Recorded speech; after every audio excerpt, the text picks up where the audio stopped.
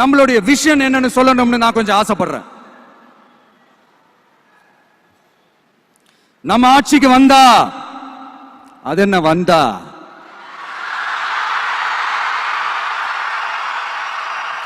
வருவோம். மக்கள் கண்டிப்பா நம்மளை வர வைப்பாங்க. மக்களுக்கான ஆட்சியை மக்களே விரும்பி வர வைக்கத்தானே செய்வாங்க. அப்படி மக்களால் அமைக்கப்பட போற நம்ம ஆட்சியில நம்ம என்ன செய்ய போறோம்ன்றது அதுக்கான அந்த தேர்தல் அறிக்கையில அதுக்கான விளக்கத்தை டெஃபினட்டா கொடுப்போம். பட் அதுக்கு முன்னாடி ஒரு சின்னதா லைட்டா நான் கொஞ்சம் அதை சொல்லணும்னு ஆசைப்படுறேன். எல்லாருக்கும் நிரந்தரமான வீடு இருக்கணும். ஒவ்வொரு வீட்டுக்கும் ஒரு மோட்டார் சைக்கிள் வாகனம் உறுதியா இருக்கணும். காரும் தான் லட்சியம். அதுக்கான வசதி வாய்ப்பை உருவாக்குற அளவுக்கு பொருளாதார வளர்ச்சிக்கு வழியை உண்டாக்கணும். ஒவ்வொரு வீட்டில் இருக்கிற ஒவ்வொருத்தரும் மினிமம் டிகிரி படிச்சிருக்கணும்.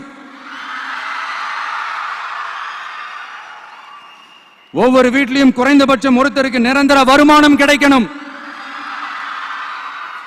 அதுக்கான வேலை வாய்ப்பை உருவாக்கணும்.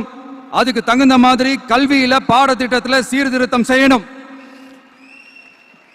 கவர்மெண்ட் ஹாஸ்பிட்டல்ஸுக்கு மக்கள் எல்லாரும் பயம் இல்லாம நம்பி போற மாதிரி மாத்தணும். பருவமழை காலத்துல ஏற்படுற வெள்ளத்தால ஊரும் சரி மக்களும் சரி விவசாயமும் சரி பாதிக்கப்படாம இருக்கணும். அதுக்கு 4000 கோடி திட்டம்னு ஒரு உருட்டுனாங்களே,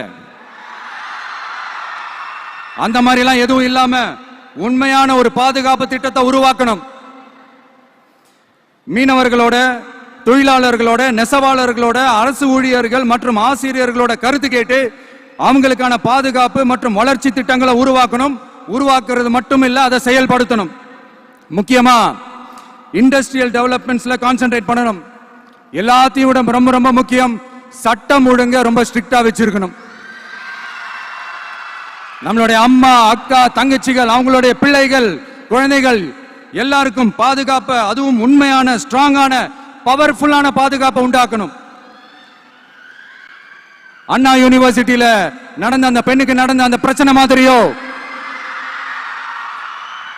இல்ல கோவையில் நடந்த அந்த கல்லூரி பெண்ணுக்கு நடந்த பிரச்சனை மாதிரியோ அதெல்லாம் நடக்க விடவே கூடாது.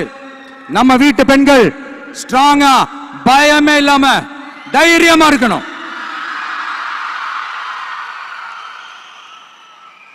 இதை எப்படி செயல்படுத்த போறோன்றது முன்னாடி சொன்ன மாதிரி நம்மளுடைய தேர்தல் அறிக்கையில் அதுக்கான விளக்கத்தை ரொம்ப டீட்டெயில்டா கொடுப்போம். நான் சும்மா மற்றவங்க மாதிரி அவங்கள மாதிரி எல்லாத்தையும் அடிச்சு விட்டுட்டு ஏமாத்துற வேலையெல்லாம் இங்க கிடையாது நம்ம கிட்ட.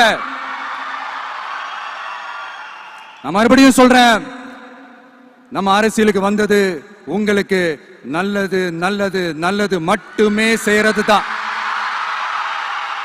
எங்களுக்கு வேற எந்த அஜெண்டாவும் கிடையாது. அதனாலதான் பாத்தீங்கன்னா கொள்கை எதிரி யாரு, அரசியல் எதிரி யாருன்னு திட்டவட்டமா சொல்லிட்டு அது வெளியே சொல்லிட்டு களத்துக்கு வந்திருக்கிறோம். அதுல எந்த விதமான குழப்பமோ எந்த விதமான ஊசலாட்டமோ எதுவுமே இருக்க போறதில்ல. இந்த விஜய் சும்மா எதையும் சொல்ல மாட்டான். ஒன்னு சொன்னாத செய்யாம விட மாட்டான்.